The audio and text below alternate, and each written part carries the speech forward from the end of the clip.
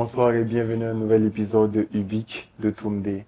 Ce soir, nous recevons un invité de prestige et que nous allons tout à l'heure laisser se présenter à ceux qui ne le connaissent pas. Ce soir, comme hôte, nous avons moi-même, Khalifa Ouedraogo. Et moi, Fawzia Nkambari. Et sans plus tarder, nous allons laisser notre invité se présenter à ceux qui ne le connaissent pas. Bonsoir, je suppose qu'il y a beaucoup de gens qui ne me connaissent pas. Moi, c'est Maïga Inoussa.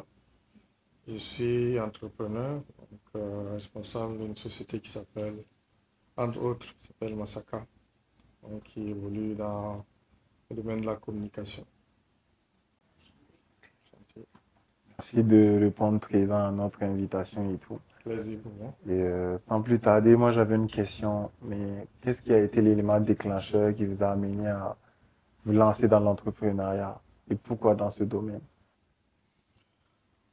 Euh, Qu'est-ce qui a lancé ça remonte il y a une dizaine d'années. Je pense qu'à l'époque, on n'avait pas encore cette fièvre de l'entrepreneuriat qu'on a aujourd'hui.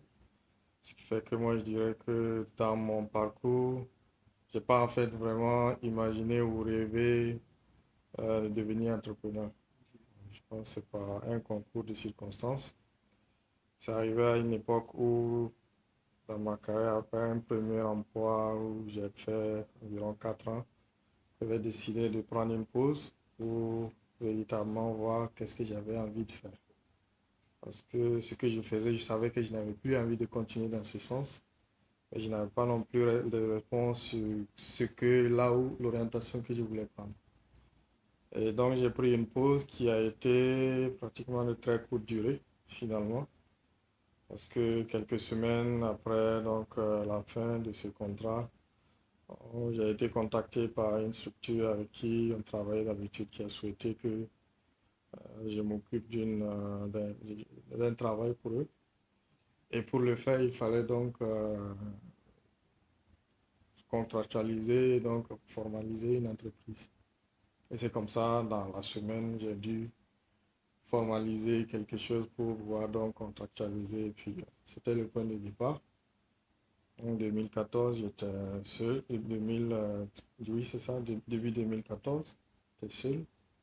Aujourd'hui, on est une trentaine au sein de l'équipe.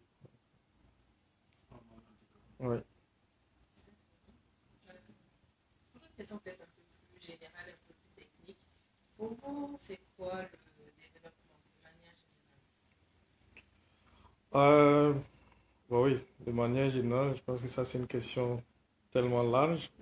Mais pour moi, le développement, c'est la possibilité des choix.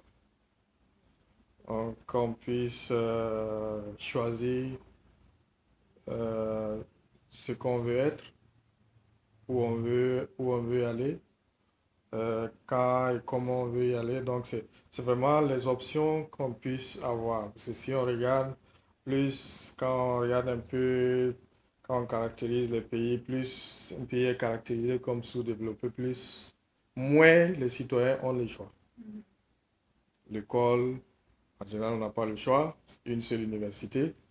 Dans les filières, on n'a pas le choix, on est orienté de force. Et pour moi, être développé, c'est être dans une situation où les citoyens peuvent, en fait, ont plusieurs options. C'est où aller s'éduquer, où aller se soigner, où habiter, etc. Donc, c'est l'ensemble de ces choix-là, en fait, de ces options existantes et qui s'offrent aux citoyens qui constituent pour moi véritablement le développement. Et à l'intérieur, on va mettre plusieurs choses, du point de vue de l'habitat, du point de vue de l'éducation, du point de vue de la santé, du point de vue de l'emploi, etc. Donc, comme on voit dans nos pays, voilà, les gens ils vont postuler à 12 concours et puis s'il y a un qui marche, ils vont. C'est peut-être pas forcément ce pourquoi ils sont doués ou ce qu'ils rêvaient vraiment, mais il faut faire avec ce qu'on a. Donc, c'est l'absence de choix, en fait, qui constitue pour moi le sous-développement. pour l'Afrique, c'est un peu plus c'est différent de la définition classique du développement. Se développer en Afrique, pour vous, c'est un peu plus compliqué de se développer en Afrique. Non, je sais pas. Quand on parle un peu de cette conception-là, de la création d'options, on voit en fait que On est sous-développé pas parce qu'on est pauvre, et parce qu'on n'a pas encore assemblé toutes les conditions pour offrir une multitude d'options à nos citoyens.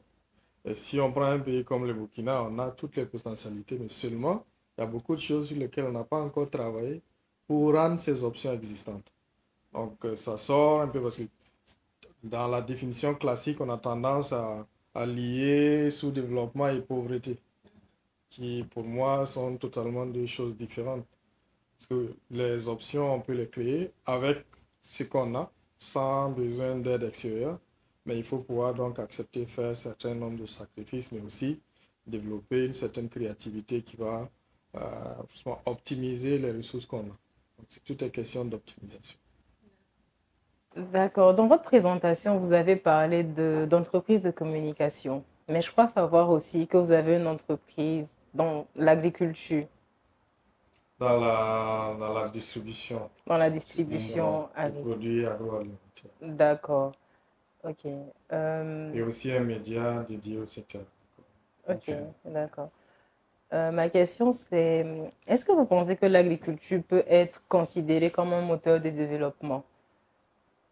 Ce n'est pas si ça peut, ça l'est.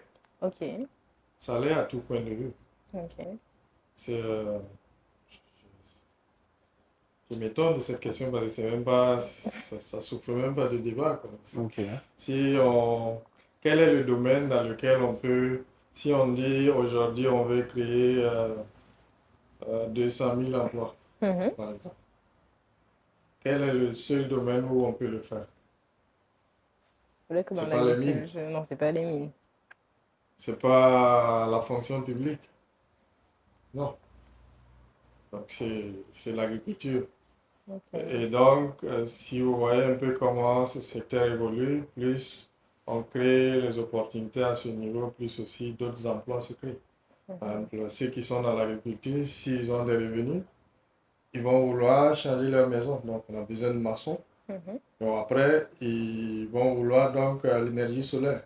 On a besoin d'électriciens, etc. Donc, c'est un peu, pour nos sociétés, c'est le cœur. Et pour toutes les sociétés d'ailleurs. Après, ils évoluent, ils atteignent un certain niveau où les services prennent le dessus, mais le secteur primaire, la production, l'agriculture, c'est le chemin par lequel toutes les sociétés en fait se construisent. Et aussi bien que chaque jour on a besoin de manger et on n'a pas encore inventé d'autres façons de produire de la nourriture à part que pour l'essentiel de les cultiver ou de les élever. Donc ça fait que oui, qu'on soit malade, qu'on soit bien portant, qu'on soit content, qu'on soit malheureux, on a toujours besoin de manger quelque chose. C'est ça. Donc c'est le domaine, j'allais dire, permanent qui rythme notre vie. Ok. Et pour rebondir à cela, moi j'avais une question. Est-ce que selon vous, puisque vous dites que genre, vous avez un média dédié à tout ce qui est agricole et tout, est-ce que vous pensez qu'on est sur la bonne voie sur le plan agriculture, tout ce qui est produit agricole, est-ce qu'on arrive à atteindre le taux de développement voulu? Parce que comme vous l'aviez dit, c'est un secteur très important pour le développement. Et comment ça se passe en fait? Les enjeux, je pense que les défis sont nombreux. Les défis sont nombreux, de plus en plus qu'aujourd'hui, dans notre pays, c'est le fait que vous voyez beaucoup de déplacés internes, c'est des gens qui vivaient de l'agriculture et de l'élevage, donc qui ont dû abandonner leur terre, donc qui ne produisent plus. Ça, c'est un réel défi, donc c'est une bonne chose que certains arrivent à retourner chez eux et qu'on peut espérer que beaucoup donc, de cette terre, une bonne partie qui était abandonnée jusque-là puisse être encore remise en valeur. Mais globalement, ce qu'on peut regretter, c'est le fait que on n'a pas suffisamment travaillé à en faire un véritable métier. Effectivement. En milieu rural, tout le monde, c'est le métier, c'est l'activité, c'est même pas un métier, c'est l'activité par défaut. Mhm. Donc, on le fait parce qu'on n'a rien d'autre à faire, jusqu'au jour où on trouve quelque chose d'autre à faire. Alors que non, ça ne devrait pas être ça, quoi. Ça a énormément de choses. C'est un métier tellement noble, mais on n'a pas du tout réussi à travailler à lui rendre justement toute cette noblesse-là, qui fait que ceux qui y sont ne se sentent pas forcément valorisés. Bon, il n'y a aucun agriculteur qui souhaite en fait que ses enfants deviennent agriculteurs. Mhm. Préfèrent s'ils sont enseignants, s'ils sont infirmiers, c'est encore mieux. Parce que l'activité telle qu'elle est pratiquée n'a pas véritablement, n'est pas dans les conditions qui permettent véritablement aux personnes d'en vivre. À cela s'ajoutent en fait toutes ces interventions qui ont fait des personnes dans ce domaine des bénéficiaires Mhm. ou des gens qui sont pauvres, qui ont besoin d'aide. À force, la réalité, moi je pense que toute main qui reçoit restera toujours en dessous de celle qui donne. Mhm. Donc oui, peu importe la situation dans laquelle on est, tant qu'on reçoit de l'aide, c'est difficile en fait de s'en sortir. Oui. Et la seule façon de s'en sortir, c'est de prendre conscience de la situation et de travailler par soi-même et dans un modèle qui permet euh, d'avoir, parce que c'est d'abord mental, c'est d'abord mental. Il y a certaines réalités qui sont véritablement incontournables, mais c'est là où il y a des interventions. Je pense que c'est le rôle de l'État.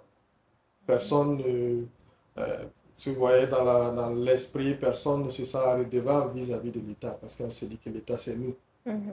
Mais un intervenant extérieur, même s'il vient faire ne serait-ce qu'un dixième de ce que l'État a fait pour nous, on se sent Redevable. redevable. Voilà.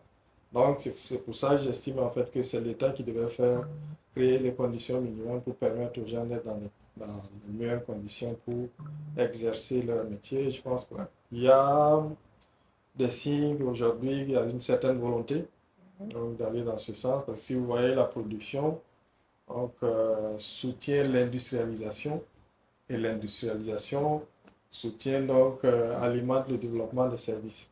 C'est le circuit, on ne peut pas sauter donc pour moi on ne peut pas brûler les étapes. Il faut aller dans ce sens. Plus on va produire, plus on aura besoin de créer des usines pour transformer. Plus il y a des usines pour transformer, ça va créer des métiers, des entreprises donc dans le secteur des services. C'est comme ça en fait qu'on arrive à boucler le cycle. Mhm. Nous, on a voulu sauter par moments les étapes où on s'est concentré faiblement sur un sans véritablement travailler à développer le côté industrie et fait quoi, voilà, il y a eu beaucoup de différences jusqu'ici. Ouais. Il y a une certaine prise de conscience et je pense que c'est une bonne chose. D'ailleurs, je pense que le fait que de moins en moins de l'aide vienne de l'extérieur est une bonne nouvelle. Mhm. Personnellement, j'en suis convaincu. On va souffrir, mais Un peu on quand va même. souffrir avec ce qu'on a. Pas dans l'illusion. Au Mhm. moins, on sait qu'on n'a pas assez et on Non. utilise du mieux possible ce qu'on a déjà. Ça nous évite un peu cet esprit de gaspillage où Mhm. c'est un peu comme quelqu'un qui vit sur les moyens de l'autre qui croit qu'il est arrivé, quoi. C'est Jusqu'au ça. jour où on te retire la cuillère de la bouche. Et on le voit aujourd'hui avec les Américains qui décident brusquement de fermer le robinet. Mhm. Ça peut arriver, donc c'est une sonnette d'alarme qui dit en fait chacun doit véritablement se concentrer sur ses vraies ressources et de les utiliser de la manière la plus optimale possible pour aller de l'avant. Il n'y a pas un autre moyen de s'en sortir. Mhm. Hmm. C'est là, je pense que c'est bien dit en tout cas, parce qu'aujourd'hui, effectivement, quand on regarde un peu, c'est pas, les gens ne prennent pas, surtout ceux qui sont dans le milieu agricole et tout, sont pas valorisés parce que, bon, peu de gens vont te dire que, ouais, je vais devenir agriculteur. Mais pourtant, tout passe par ça, parce que quand tu te lèves le matin, tu veux prendre ton petit déjeuner. Donc bon, normalement, ça devrait être plus valorisé. On devrait avoir plus de politique pour protéger cela parce que c'est ce que vous avez dit aussi, c'est très important. Les déplacés internes, c'était leur métier. Quand on le veut ou pas, eux aussi, c'était sur ça qu'ils comptaient aussi pour avoir les revenus et tout. Donc bon, c'est vraiment très important que les gens puissent savoir aussi l'importance et l'impact aussi de ce côté-là sur. Mais comment, bon, j'imagine si vous êtes, vous avez parlé de communication et tout, de médias et tout, mais bon, c'est sûr que vous avez aussi un côté, genre aussi, vous adorez aussi, vous avez une passion aussi pour le côté agricole. Je ne sais pas si je me méprends de dire ça. Une passion,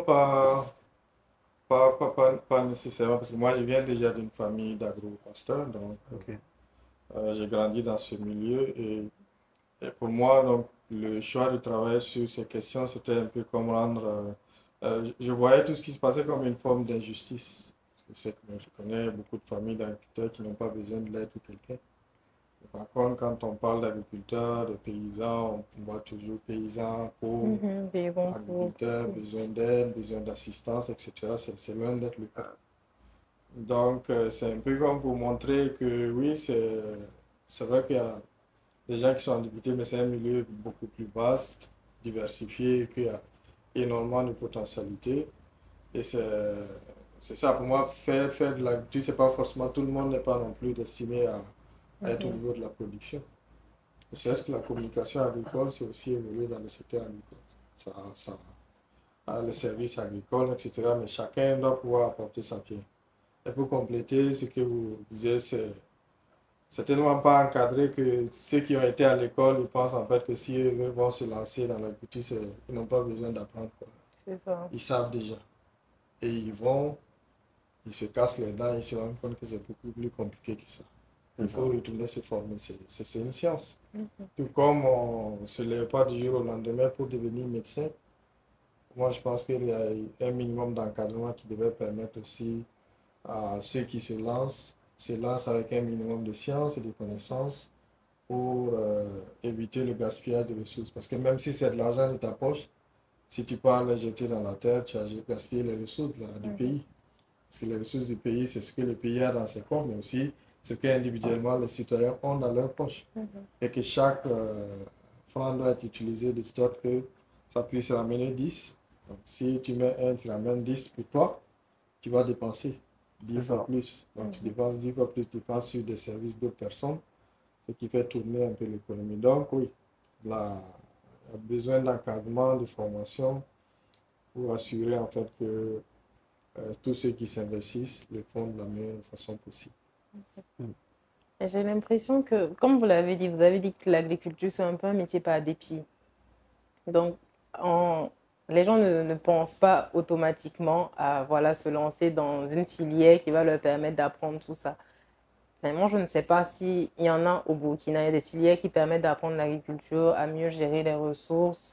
Ou comment est-ce que vous pensez qu'on peut amener ces jeunes-là à ne pas choisir l'agriculture par dépit, mais soit par conviction, par conviction ou par... Ils savent qu'ils vont avoir de bonnes opportunités à l'intérieur et à choisir cette filière-là comme quelqu'un qui aurait choisi médecine ou quelqu'un qui aurait choisi la finance.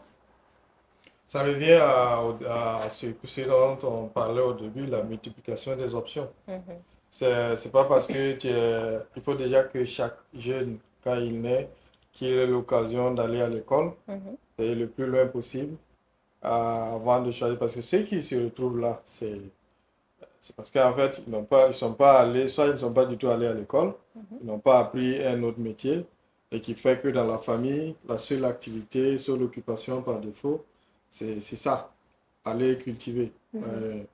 Et pourtant, oui, ça doit être beaucoup plus que ça. Donc, ouais, plus les enfants, les jeunes seront instruits, plus ils feront les choses par choix. Et Mhm. cela va justement, donc, c'est ainsi que naissent aussi les vocations. Et après aussi, c'est de permettre de plus en plus à même ceux qui commencent ailleurs dans d'autres secteurs, qui décident de revenir. Et Mhm. ça, on a aussi de plus en plus de cas comme ça. Certains, c'est beaucoup plus, c'est après la retraite. Ça, c'est juste une occupation pour ne pas C'est ça. s'ennuyer. Mais Mhm. on a aussi quelques-uns qui, même en pleine carrière, décident de se réorienter, d'aller vers ce secteur-là. Et il y a énormément de choses, c'est pas juste dans la production, comme je le dis, même quelqu'un qui est très brillant en marketing et qui décide de mettre ses compétences dans la promotion des produits et des services agricoles, c'est ce qu'on veut. Donc, il y a un ensemble de choses qu'on peut faire dans ce domaine. D'accord. Et pour l'Afrique, qu'est-ce que vous préconisez entre agriculture durable et agriculture intensive?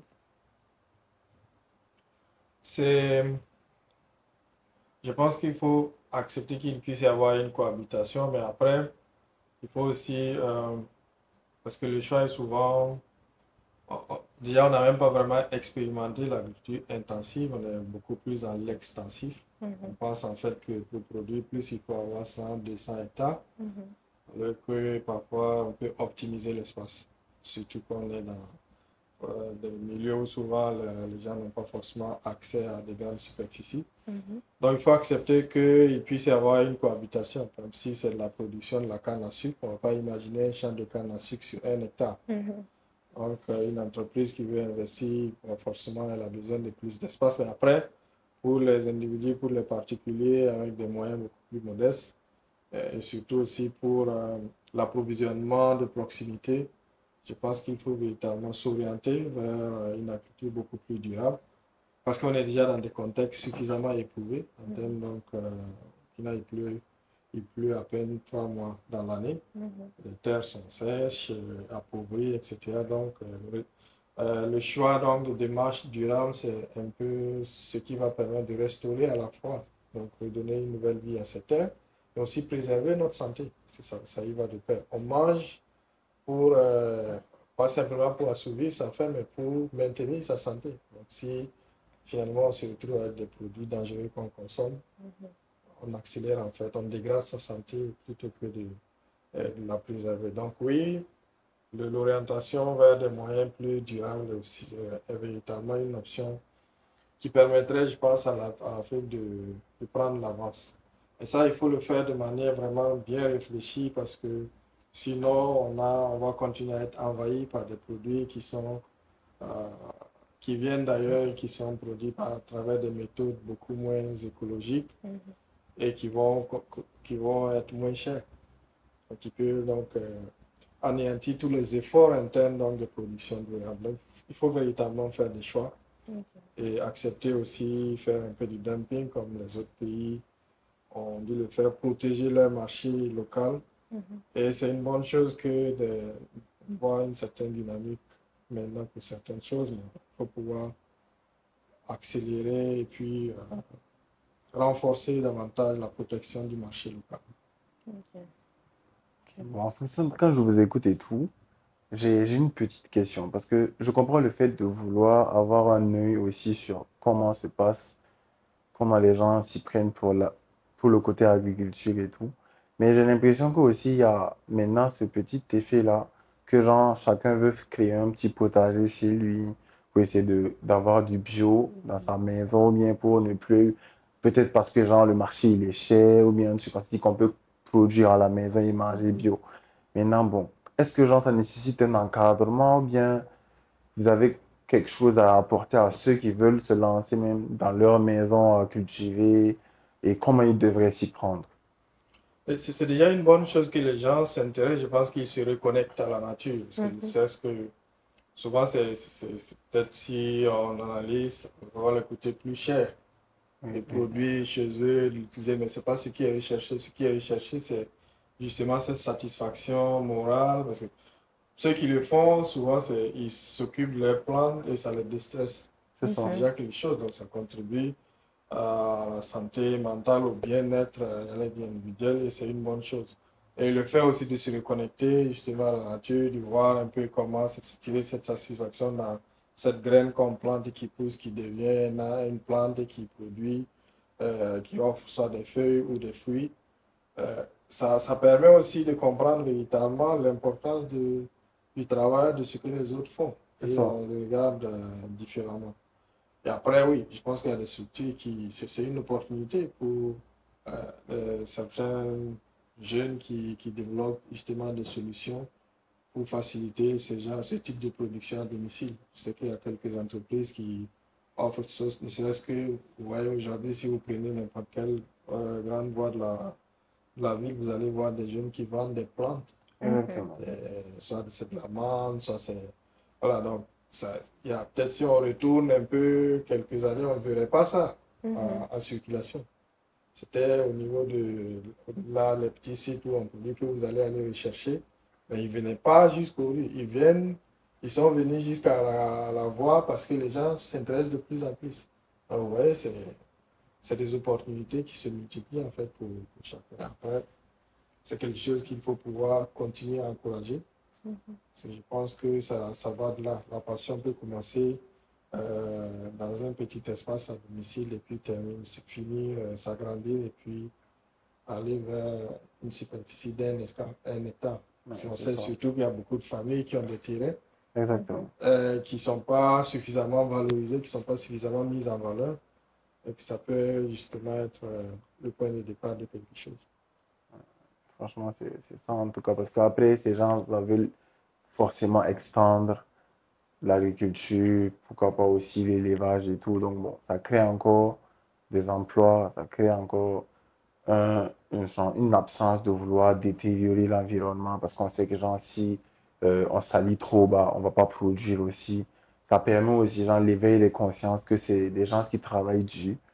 C'est un environnement qui doit être pris en charge aussi parce que si tu fais ça chez toi, forcément tu sais que genre tu dois pas être sale autour de toi, sinon tu vas pas produire. Tu dois pas aussi faire certaines pratiques aussi au niveau de l'environnement parce que après tout aussi, bon, il faut protéger l'environnement et tout. Donc pour moi, c'est peut-être de chercher ce canal-là pour amener les gens aussi à intégrer, mais à bien s'y prendre aussi. Avoir la bonne information pour pouvoir bien le faire. Oui, mais les gens qui le font, ils sont en réseau parce que euh, quand quelqu'un s'y met, c'est toujours parce qu'il connaît quelqu'un ou il a vu quelqu'un qui le fait avec qui il se renseigne. Et puis je sais aussi qu'il y a des groupes sur certains réseaux sociaux d'amateurs qui se mettent, qui partagent des conseils, etc., des astuces. Donc, non, les gens s'informent et l'information, c'est la formation. C'est ça. Le fait donc de savoir que, ah oui, j'ai tel problème, donc la source c'est ça, la solution c'est ça, j'essaye, ça marche ou ça marche pas, j'essaye autre chose jusqu'à ce que ça finisse par marcher, j'apprends et que c'est une expérience qu'il peut partager avec quelqu'un d'autre qui aura le même problème, etc.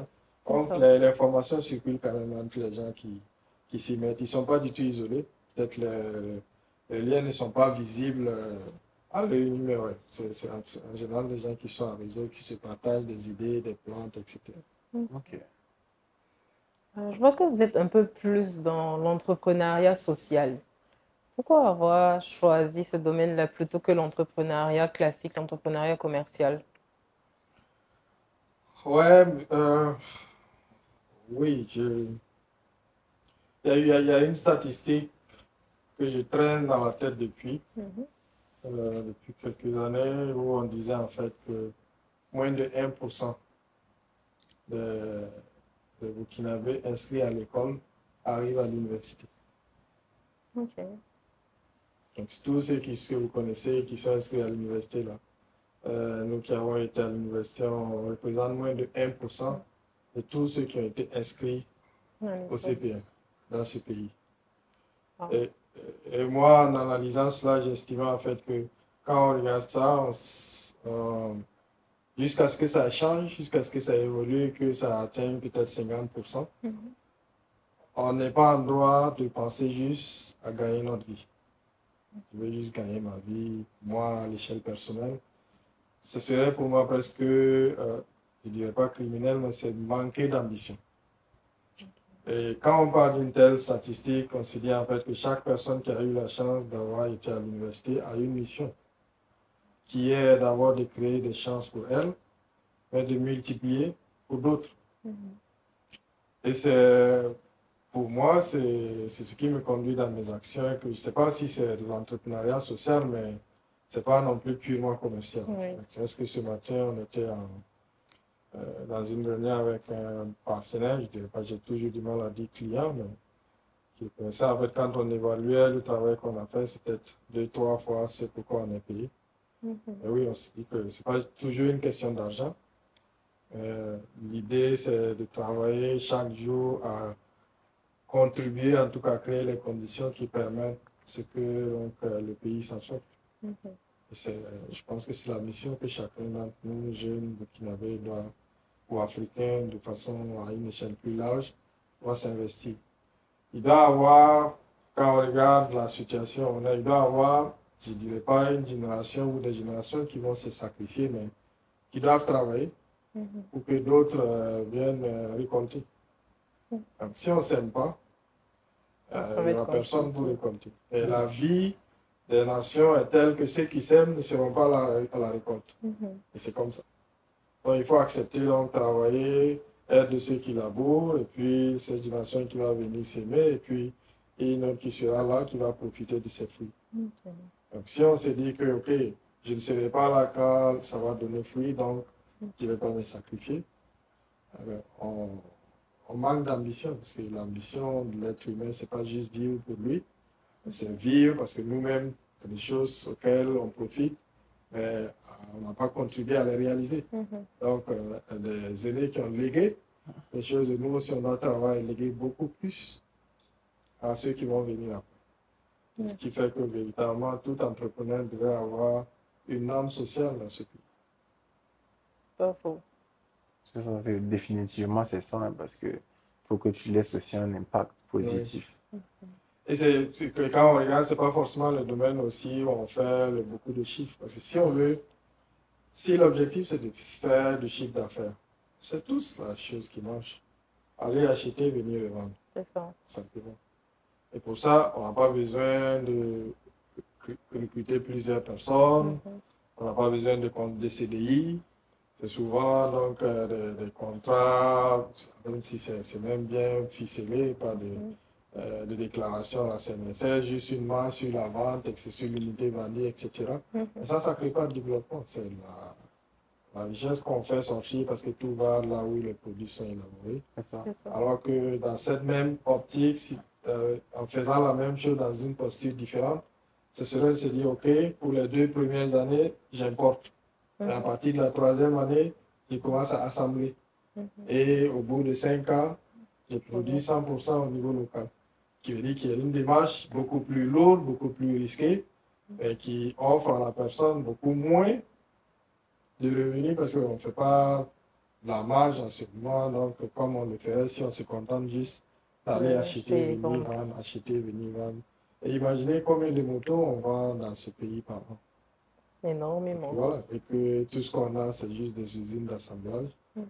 S'il y en a. Et ça aussi, c'est souvent parce que juste pour optimiser l'importation, c'est plus facile de démonter, mais dans un conteneur, on peut mettre beaucoup plus et venir ici monter. Et on est les utilisateurs. Et pourquoi on n'aurait pas les usines qui les fabriquent ici? C'est ça. Ça, c'est juste un exemple. Si on parle de plein d'autres, les téléphones, tout.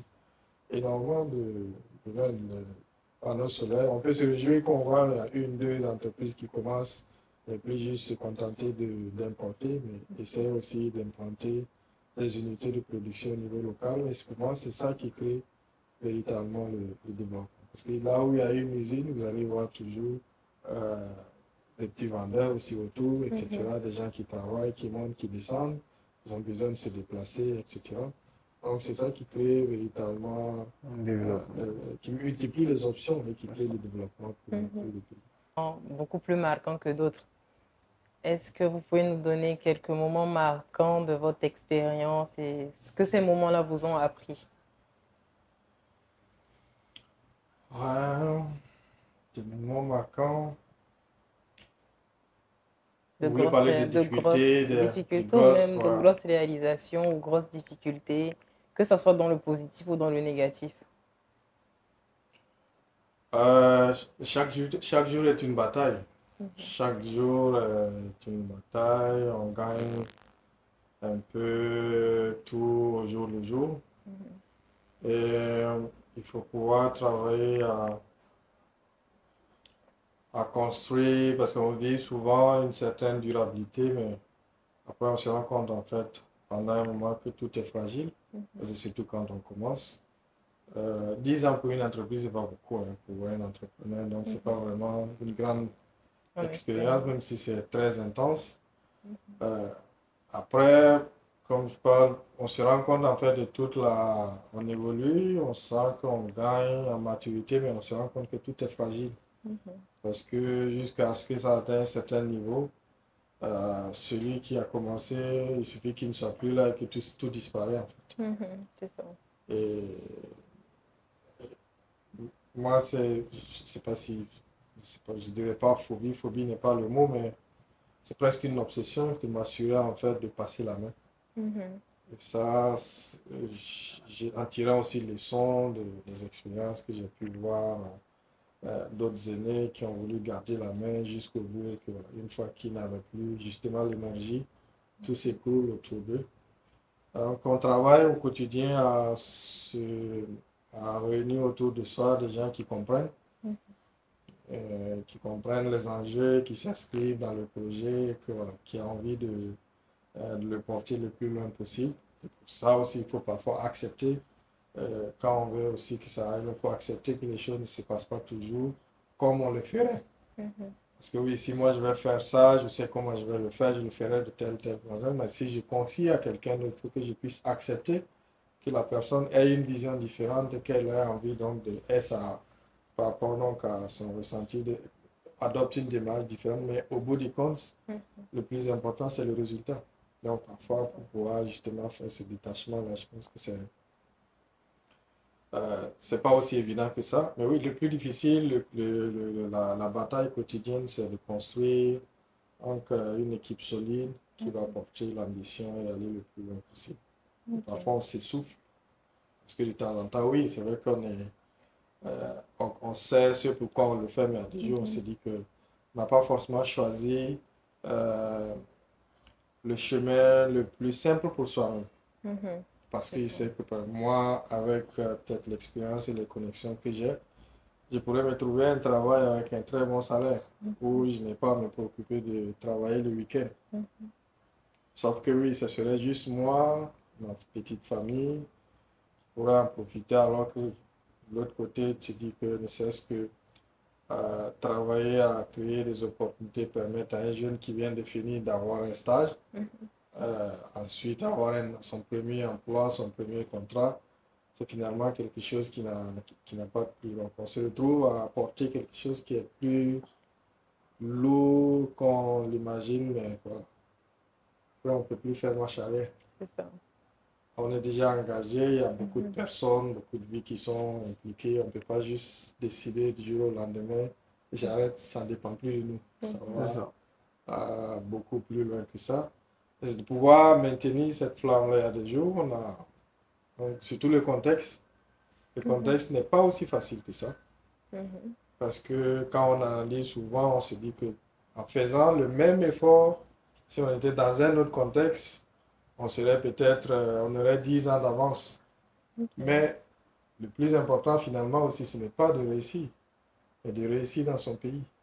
C'est ça. Et c'est ça qui est, parce que oui, on ne cherche pas juste à développer quelque chose, on a réussi, on a fait ci, on est arrivé là, mais non, on l'a fait étant au Burkina Faso. Ça veut dire beaucoup de choses. C'est une fierté. Ouais, c'est ça. Parce que oui, après, souvent je discute surtout avec des amis ou des cousins qui vont, qui reviennent. La phrase qui ressort toujours, c'est le pays n'a pas changé, le pays n'évolue pas. Vous voulez qui le fasse avancer pendant que vous êtes Tout le en monde sort. Qui va le faire à votre place? Donc, si on a envie que notre pays évolue, c'est à nous de travailler, de remplir toutes les conditions pour lui permettre justement d'aller de l'avant. C'est ça. Donc, oui. Je n'ai pas véritablement le souvenir d'une difficulté, j'allais dire comme coude, massue, comme ça, mais ça aussi c'est parce que je pense que c'est devenu une déformation, cette capacité à toujours aller au-delà des difficultés, finalement de les minimiser, fait que parfois on peut traverser des choses, on ne se rend pas compte en fait que peut-être pour quelqu'un d'autre qui le voit, qui nous dit, il va trouver que oh, si moi je fais face à ça, j'abandonne tout. Et toi, tu as tellement habitué que tu vois toutes choses de façon différente. Il y a l'obstacle là, mais tu regardes déjà tu deviens plus optimiste et tout. Voilà, donc cette attitude optimiste là fait aussi qu'on n'a pas toujours un peu, ça déforme un peu. C'est une bonne chose, mais je pense que c'est l'instinct de survie qu'on développe. Mais même côté financement, vous n'avez pas trouvé de grosses difficultés parce que je sais que c'est pas évident d'avoir un financement pour un entrepreneur. Mais oui, justement, c'est... Par exemple, là, on a fait beaucoup de choses, comme je dis, tout est question de... Il faut comprendre que finalement, l'argent, c'est tout. Financement, l'argent, c'est quoi? L'argent, c'est le temps. Rien d'autre. Parce que, imaginez, je suis là, je vais aller à Ouaga 2000. Donc, je suis au centre-ville, je vais aller à Ouaga 2000. Avec l'argent, j'arrive plus vite. Si je n'ai pas l'argent, je marche. C'est peut-être 2 heures, 3 heures après que je vais arriver. Mais si j'ai l'argent, je prends un taxi. C'est peut-être 15, 20, 30 minutes pour y arriver. Donc, vous voyez, l'argent, c'est juste ce qui nous permet de gagner du temps. Et pour moi, c'est comme ça que j'ai compris ça. Donc, le fait que là où je manque de ressources, si c'est quelque chose que je vais faire en un mois, si je n'ai pas les ressources qui me permettent de le faire en un mois, je l'étale sur 6 mois. Mhm. Quand on a un peu cette perspective-là, ça permet de voir les choses différemment Mhm. et de savoir aller à son rythme et avec ses moyens. Et au bout du compte, on finit toujours par y arriver. Et le manque de moyens est toujours pour moi une source d'innovation. C'est quand on a l'argent, on vient, on te dit, ah, il y a telle chose qui est gâtée. Je dis, ok, on commande un œuf. Mhm. Mais s'il n'y a pas l'argent pour commander un œuf, on va d'abord essayer de bricoler. C'est C'est ça. ça. Pour voir, et on finit peut-être par le réveiller de sa Mhm. mort et le réutiliser encore plus quelque temps jusqu'à voilà, arriver à une situation où on peut définitivement le remplacer. Mhm. Donc, souvent, quand on fait face à certaines situations, mieux vaut ne pas avoir tout de suite à sa disposition toutes les ressources. Mhm. Ça permet de mieux réfléchir à quelle solution optimale on peut trouver. C'est ça. C'est ça. Mais quand je vous écoute, j'ai bien envie de demander, c'est pour l'esprit d'entrepreneur qui est en vous, c'est quoi votre vision pour vos sociétés? C'est quoi la vision? C'est quoi l'impact que vous voulez apporter sur le milieu? Actuellement, pour moi, il n'y a qu'une seule chose véritable à faire, de créer des opportunités pour le plus grand nombre de personnes Mhm. et permettre à chaque personne qui y travaille d'avoir les chances de se réaliser. Ça, c'est l'ambition quotidienne. Après, pour moi, à l'échelle personnelle, c'est pourquoi je me bats, c'est de pouvoir un jour passer et puis dire, tu vois, ça, c'est moi, j'avais commencé. Qui veut dire que je n'y suis plus. Mhm. J'ai définitivement passé la main, que j'ai le contrôle ou pas, mais je sais que je l'ai commencé et que ça m'a survécu. Je dis ça, ça a l'air de rien, mais si vous analysez, euh, regardez peut-être toutes les grandes entreprises qu'on a connues, quand ceux qui les ont initiées ont disparu, Mhm. elles disparaissent aussi, au bout d'un Effectivement. certain temps. Et qui fait que après, pourtant, quand on quitte le boulot, on est content de boire des boissons qui existent depuis 1700 et quelques. Mhm. Et on se dit que pourquoi pas aussi ici. On voudrait pouvoir aussi construire des choses qui vont nous échapper, certes, mais qui vont survivre. C'est Et ça. la réalité des entreprises, c'est que pour qu'elles survivent, il faut que souvent qu'elles puissent échapper au contrôle absolu des personnes qui les ont initiées. C'est ça. Et moi, c'est une ambition aussi, de pouvoir passer la main et de Assurer la relève. assurer la relève, et pas forcément quand je ne pourrai plus marcher sur mes deux pieds, mais que j'estime à un certain moment que j'ai apporté tout ce que je pouvais, tout ce que j'avais comme créativité, Mhm. et qu'il est temps pour quelqu'un d'autre de plus frais de prendre le relais, de l'amener à une autre dimension. Mhm. Ouais. Quand je vous écoute, c'est tellement bien dit. Mais de se dire, je me demande, je me pose la question pour ceux qui vont forcément tirer des leçons. C'est quoi pour vous les valeurs à avoir pour être un bon entrepreneur? Ou encore les qualités? Euh, pour moi, la chose fondamentale, c'est déjà la lisibilité. Il faut être capable de voir clair devant soi. Il faut être capable de voir les choses souvent avec de l'avance, Mhm. Et ça, pour expliquer ça, même, je vous donne un exemple. Chez nous, on fait aussi de la production audiovisuelle pour des structures qui sont des partenaires qui sont principalement des acteurs qui interviennent dans le domaine du développement. Et il arrive qu'on ait des missions, des prestations hors du Burkina, etc. Et nous, depuis 2017, on avait constaté que quand c'est une prestation hors du Burkina, souvent 50 à 60% du budget, c'est les coûts de voyage. Mhm. Billets d'avion, hôtel, So, déplacements internes, etc., per diem et tout ce qui va avec. mhm. En étant cohérent, moi, ça me dérangeait parce que j'estimais en fait que si c'est une production, il n'y a pas un seul pays aujourd'hui au monde où tu n'as pas un professionnel qualifié qui peut faire très bien le travail. Et donc, ce qu'on faisait, c'est qu'on a développé un réseau dans pratiquement tous les pays du continent. On avait donc des collaborations, des collaborateurs. Ou si on a quelque chose au Kenya, on sait qui contacter pour exactement faire ceci et qui envoie, qui permet peut-être d'optimiser les coûts, mais aussi de gagner en temps. C'est ça. Donc, par exemple, il y a, en début d'année, il y a eu une journée où au même moment, on avait des tournages au Burundi, au Mali, au Maroc, au Bénin. Donc, avec des équipes de collaborateurs qui sont, voilà, qu'on avait mobilisés. Donc, la même journée. Qui fait que le lendemain, on a les images de tournage dans 4 pays et qu'au bout d'une semaine, on peut assurer la post-production qu'on envoie. Donc, alors que la démarche classique aurait été que cette semaine, on a une équipe de 3-4 personnes qui vont au Burundi, ils finissent, la semaine suivante, ils vont au Mali, etc.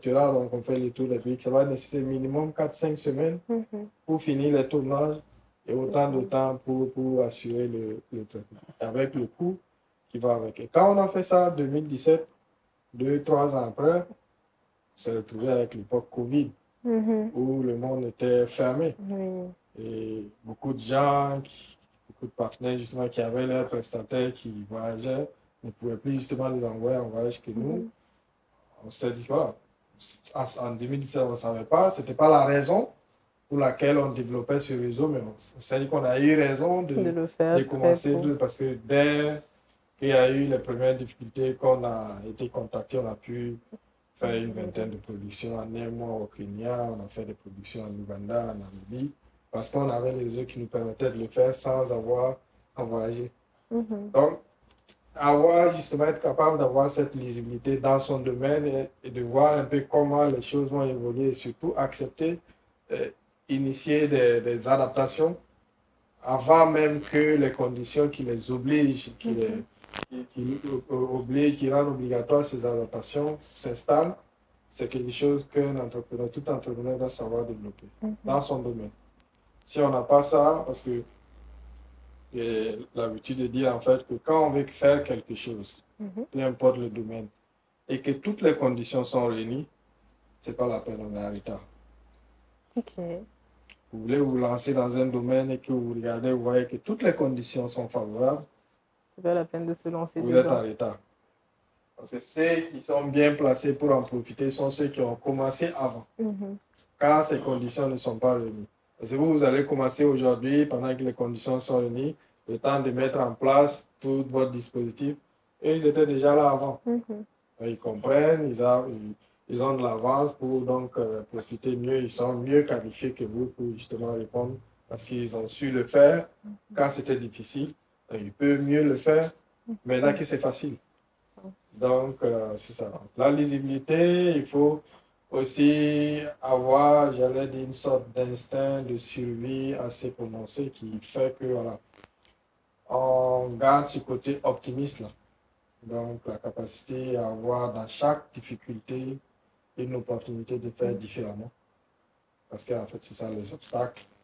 Donc, soit on s'arrête, soit on contourne, soit on essaie donc de traverser, donc d'escalader. Il y a plusieurs façons, mais l'attitude qu'on adopte dépendra de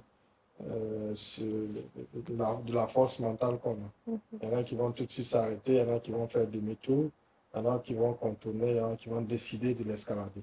Et je pense que chaque chemin qu'on choisit, la récompense est différente. Plus c'est dur, en général, plus au bout du compte, la satisfaction est grande. C'est ça. Donc, c'est ça, et puis avoir justement cette volonté de bien faire les choses. De bien faire les choses.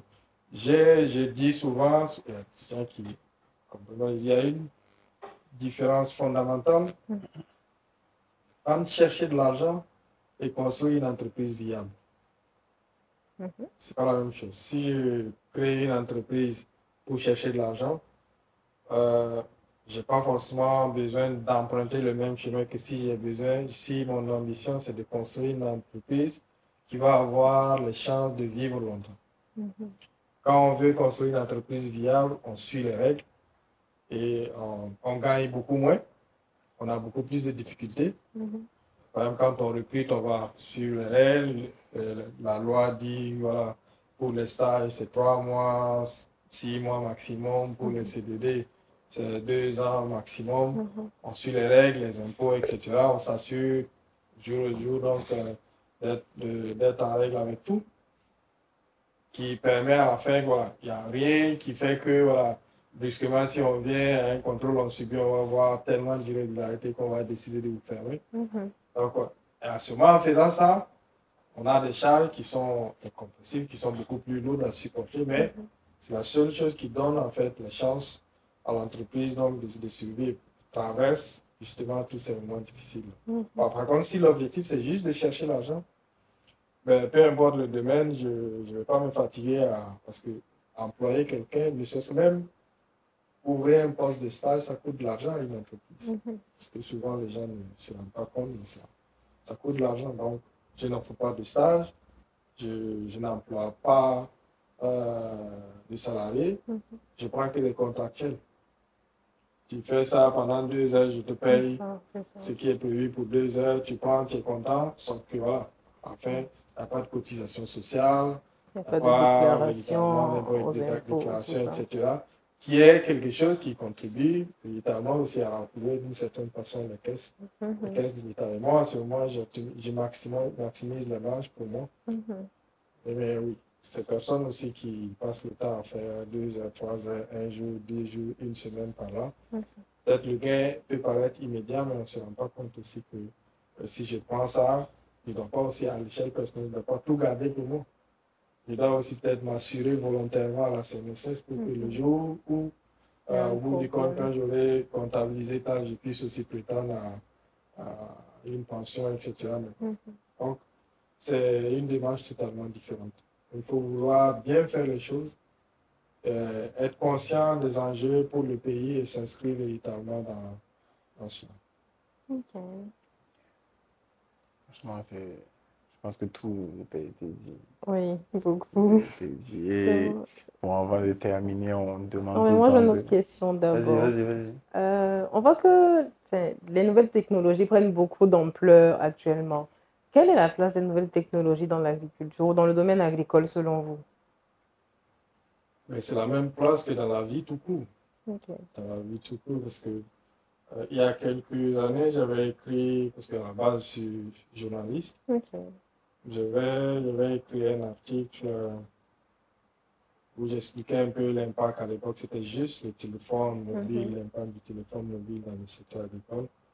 Moi, en grandissant, je me rappelle, mon père était dans le commerce de bétail, par exemple. Donc, il amenait du bétail au Nigeria, au Ghana.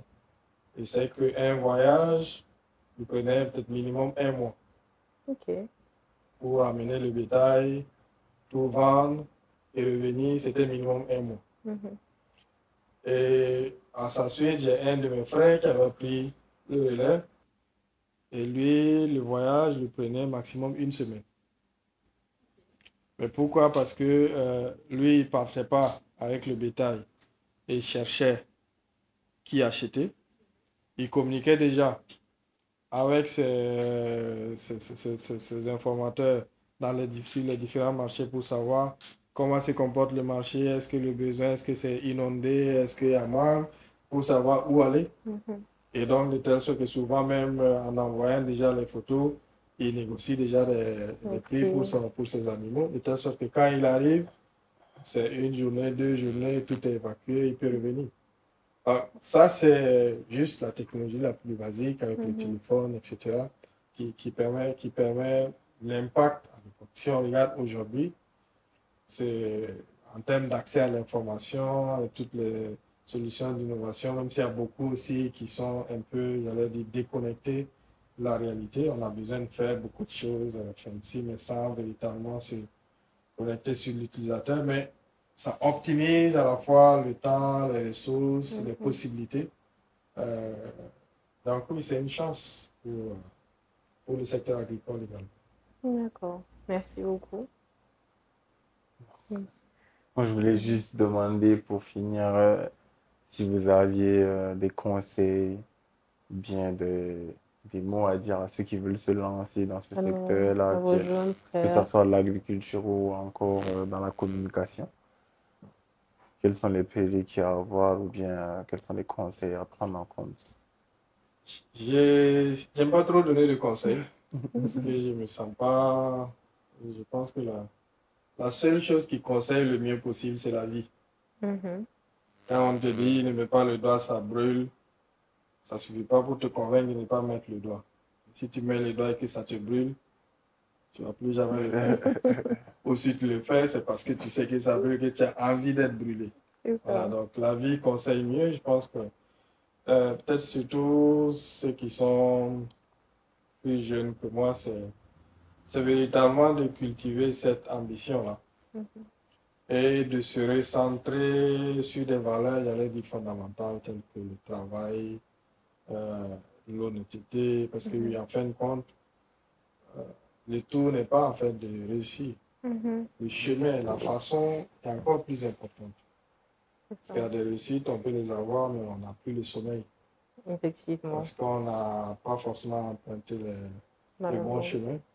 Donc, c'est de se recentrer. Et puis, c'est vrai que oui, parfois, je me dis que je me sens chanceux d'avoir grandi à une époque différente d'aujourd'hui. Mhm.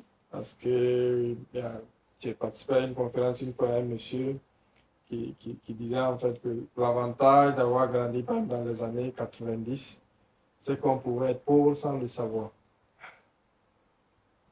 Aujourd'hui, c'est pas possible. Non, oui, Ouais, c'est pas possible. Si tu es dans la misère, tu le sais. tu le sais Mhm. immédiatement. Chaque jour, on te rappelle, chaque coin de rue, partout. On te Et surtout, rappelle ça. finalement, cette illusion de réussite-là fait que finalement, peut-être quelqu'un, on est obligé d'avoir toujours, parce qu'on est envahi. Mhm.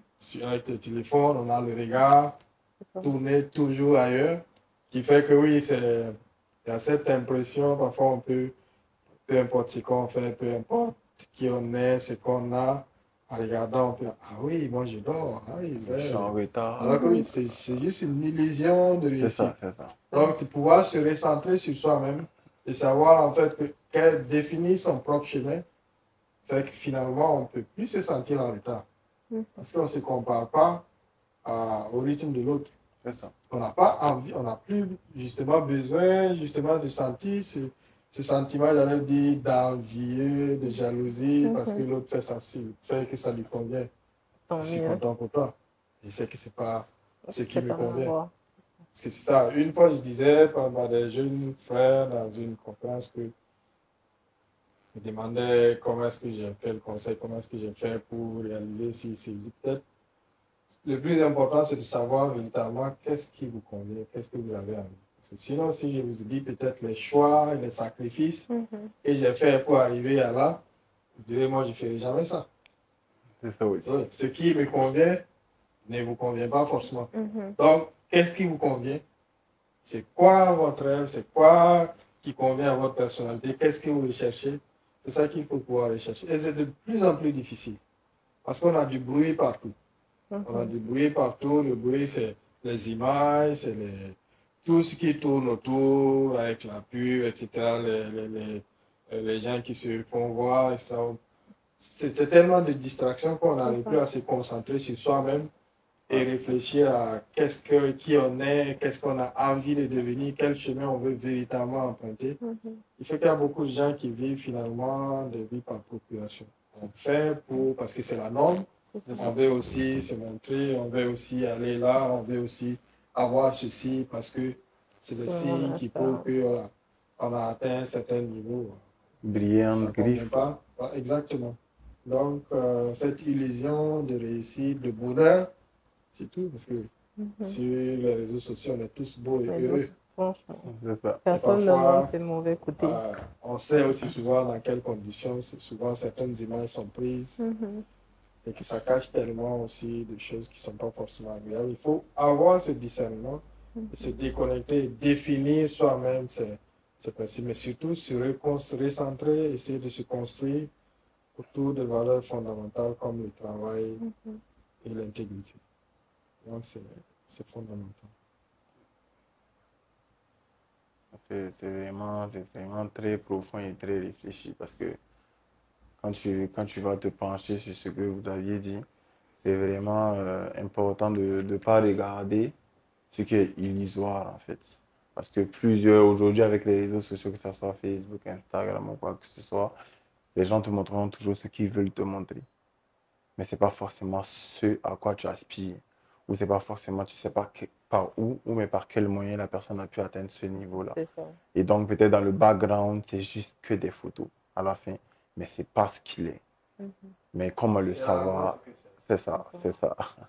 Mais comment le savoir aussi, c'est ça. Faudrait juste que, si moi j'avais un conseil, c'est de faire fi de ça et de savoir qui on est. Parce que c'est ce qui va définir C'est la ça. suite. Parce que si tu te blagues toi-même, je pense pas que tu pourras faire grand-chose. Mhm. Parce que tu vas toujours dire, ouais, faut Faire que la ce soit même toujours chose. grand. C'est ça. Pour toi, il y a des étapes que les autres gens sont passés par là et toi non. Forcément, tu dois passer par ces étapes. Je dis à ça déjà vraiment merci beaucoup pour ces conseils et tout. Et ce beau speech et tout. Mais généralement, avant de finir, on a un petit slogan.